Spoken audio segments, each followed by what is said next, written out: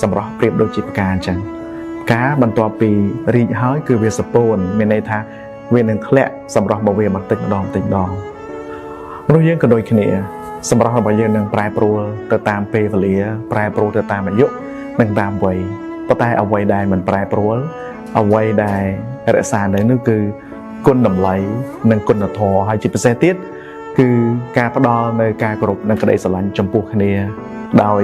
មិនផ្ដោតទៅលើសម្រស់ខាងក្រៅប៉ុន្តែគឺយើងមើលឃើញសម្រស់ពីខាងក្នុងមានន័យថាអត្តចរិតគុណធម៌ឬគុណតម្លៃរបស់បុគ្គលរៀងៗខ្លួនហើយអ្វីដែលជាពិសេសនោះទៀតខ្ញុំគិតថាជារឿងអស្ចារ្យនៅពេលដែលយើងរួមរស់នៅជាមួយនរណាម្នាក់